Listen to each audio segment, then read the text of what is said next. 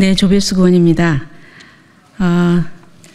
이재명 더불어민주당 대통령 후보의 공직선거법 위반 혐의에 대해서 지금 이게 기일이 연기가 됐습니다만 고등법원의 그 바른 판결을 촉구하는 시국 선언을 하도록 하겠습니다.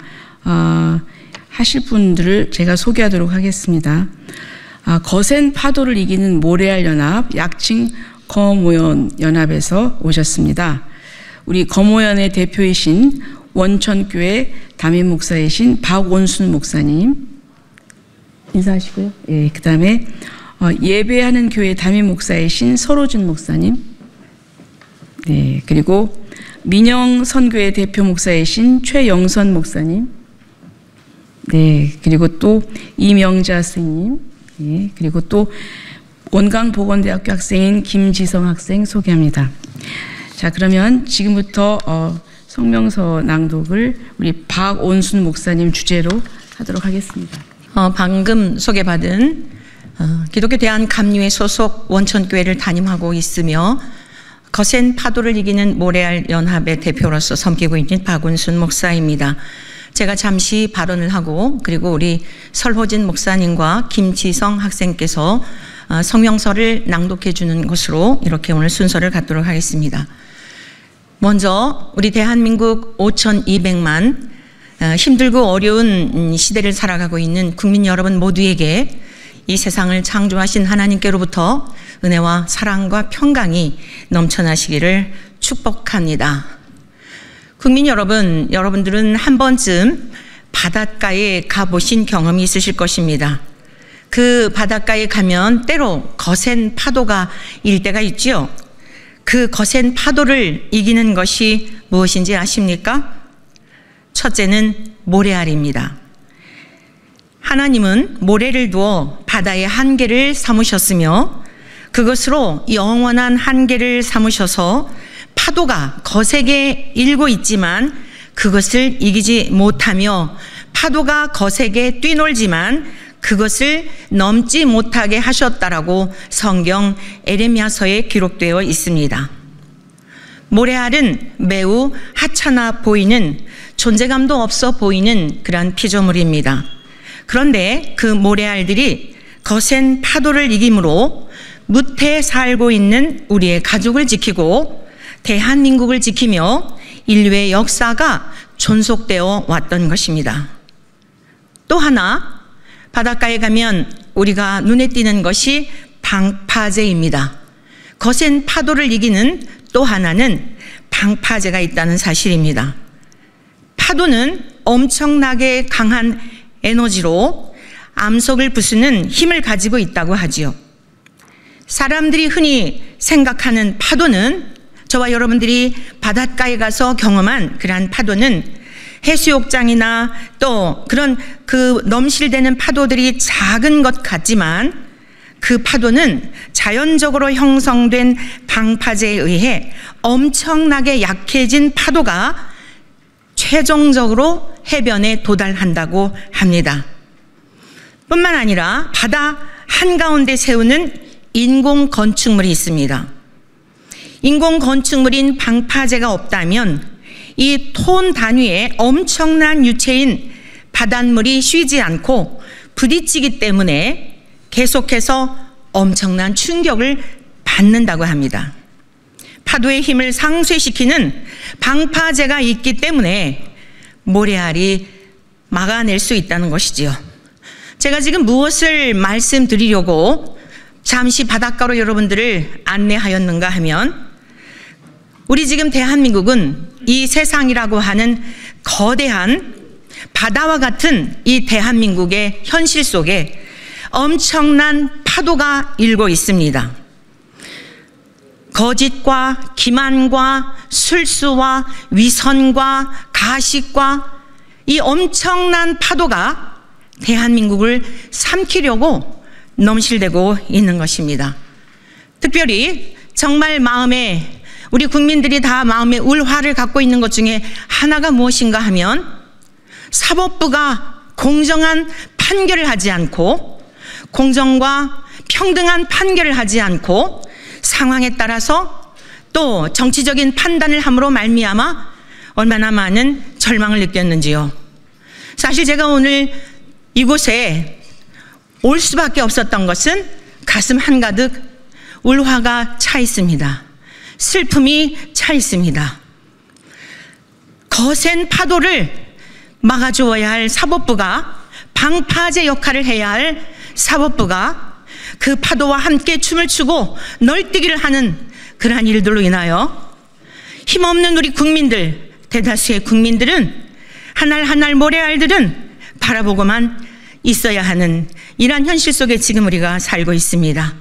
그래도 정말 감사하게 근본의 대법원장님, 조희대 대법원장님을 비롯해서 9분의 법관님들께서 권력과 다수의 바람 앞에 굴하지 않고 이제 나름대로 아쉬운 부분이 있지만 파기자판을 했더라면 어땠을까라고 하는 아쉬움이 있지만 그래도 공정하게 법대로 이렇게 판결한 것에 대하여 위안을 얻고 많은 국민들이 다 밖에 나와 소리내지는 않지만 그래도 아직 우리 사법부가 무너지지는 않았다라고 하는 그런 위안을 얻게 되었다는 것을 말씀드리고 싶습니다.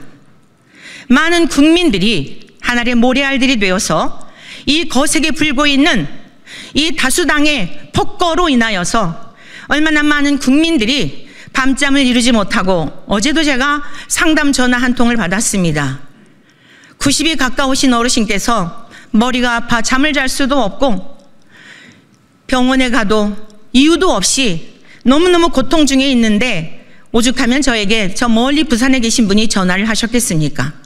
언제부터 그러셨습니까? 라고 여쭈었더니 작년 12월 개헌 사태 이후에 이제 헌법재판관들의 그 불이한 판결을 비롯하여 뿐만 아니라 이재명 민주당 대선 후보의 1심의 유죄가 2심에서 무죄로 선고되고 이러한 상황들로 인하여 그 모든 것들이 연루되어 있는 것을 알게 되었습니다. 대한민국의 방파제가 되어야 할 사법부의 판사님들, 공의가 무너지면 대한민국은 소망이 없습니다. 여야를 떠나서 국회의원님들, 여러분들은 대한민국의 거센 파도를 막아내도록 하나님께서 여러분의 위치에 여러분들을 세우셨다는 사실을 기억해 주시면 좋겠습니다. 거센 파도, 쉼 없이 몰려드는 탐욕과 야욕과 이 세상의 열망에 대한 좀 더 높이 올라가고 좀 더 많은 것들을 취하고자 하는 이러한 야망을 버리지 아니하면 그 넘실대는 파도에 방파제까지 함께 춤을 추고 널뛰게 한다면 무태 살고 있는 사법부 여러분들, 여야 국회의원들, 정치가 여러분들, 위정자들의 여러분들은 많은 가족들이, 여러분의 형제들이, 여러분의 친구들이 무태 살고 있다는 사실을 명심하십시오. 방파제 역할을 다하지 않으면 국민 여러분, 우리 모두도 한 알 한 알 내 한 사람이 무슨 힘이 있다라고 생각하며 여러분들이 스스로를 비하하고 관망만 한다면 우리 대한민국 무튼 어찌 되겠습니까? 우리 후손들은 어찌 되겠습니까?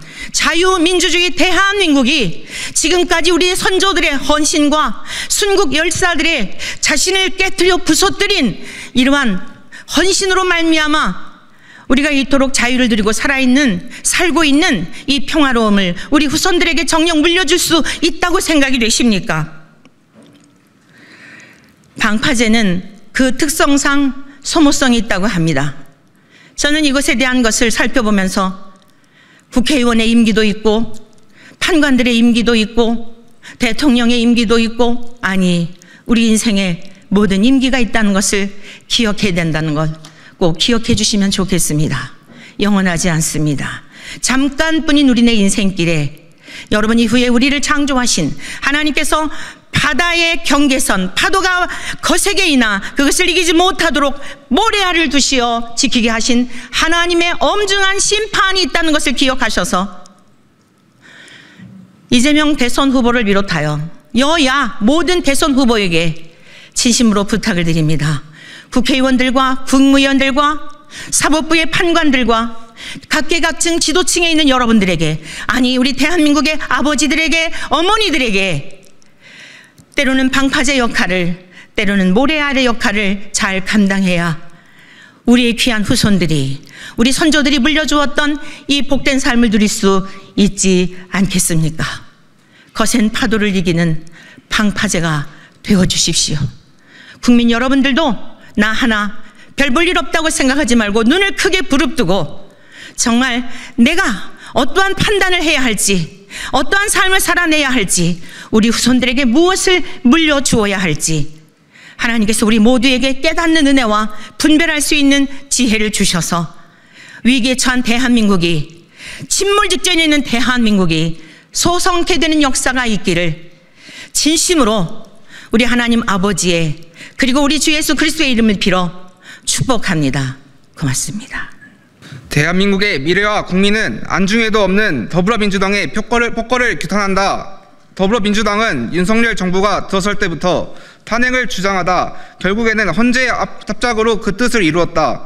부정선거의 논란 속에 192석이라는 의석을 차지한 후 입법부와 사법부까지 장악하였다. 이제는 행정부까지 장악하여 1인 독재체제와 일국 일당체제를 꿈꾸며 온갖 악법을 제조하는 그 악행은 정입각양이다. 더불어민주당의 이재명 대선 후보는 수년 전 공직선거법 위반으로 국회의원도 당대표도 될 수 없었다.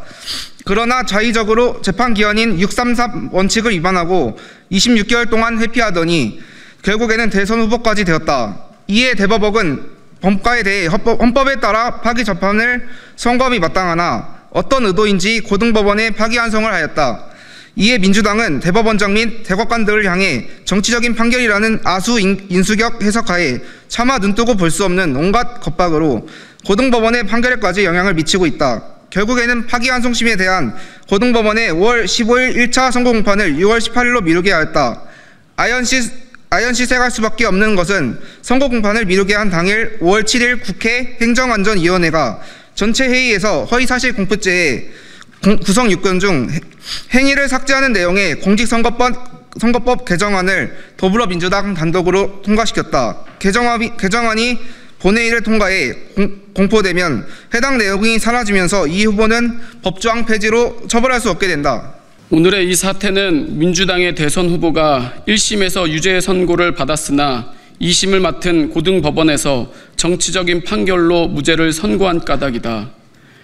역사는 길이길이 윤석열 전 대통령의 탄핵에 불이한 판결을 한 헌법재판관 8인의 재판관들을 비롯해 2심에서 무죄를 선고한 최은정, 이예슬, 정재호 판사의 오판을 길이길이 논할 것이다.